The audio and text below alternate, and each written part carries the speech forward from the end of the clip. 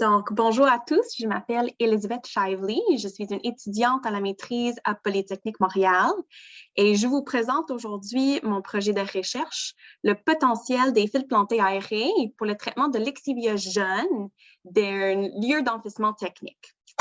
Donc, au Canada, la plupart de nos rejets municipaux sont disposés dans les lieux d'enfouissement technique. Et le lixivia, c'est l'eau usée produite par la percolation des précipitations et de l'humidité des déchets à travers le site d'enfouissement. Et il est nécessaire de traiter cette eau usée avant de le rejeter à l'environnement, car il est très contaminé en matière organique, en azote ammoniacal et en métaux. Il y a deux types de lixivia. Il y a le lixivia dilué qui vient des sites fermés d'un lieu d'enfouissement technique.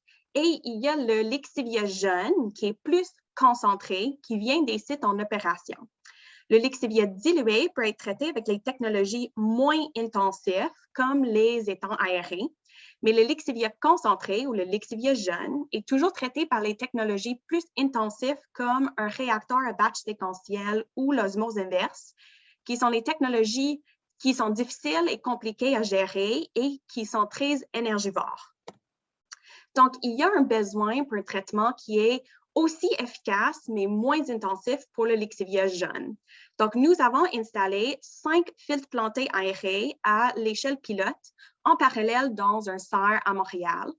Nous l'avons fait un traitement d'un vrai lixivia, d'un vrai site d'enfouissement.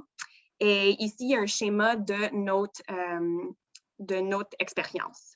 Donc, le système était alimenté 3 fois par jour avec 7 litres par jour de lixivia dans chaque filtre planté.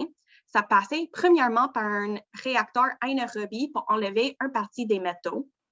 Nous avons un filtre sans plante pour avoir un témoin, 2 filtres plantés avec les plantes saules et 2 filtres plantés avec l'espèce Sporobolus. Et un de chaque filtre planté avec chaque type de plante avait un filtre pré-anoxie pour voir si nous pouvons augmenter l'enlèvement de l'azote par la dénitrification. Puis en fait, nous avons terminé l'expérience et nous avons vu plusieurs choses. Un, les filtres pré-anoxie ont bien permis plus d'enlèvement de l'azote total par la dénitrification.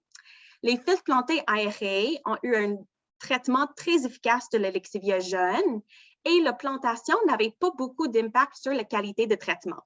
Par contre, les plantes n'étaient pas très tolérantes au lixivia. Voici une photo des plantes au début de l'expérience et une photo des plantes à la fin. Nous étions bien capables de traiter le lixivia au point de répondre à toutes les exigences de rejet, sauf pour le zinc. Donc, c'est une technologie qui est très prometteur, mais qui a besoin de plus de recherche avant de l'installer à grande échelle. Merci beaucoup.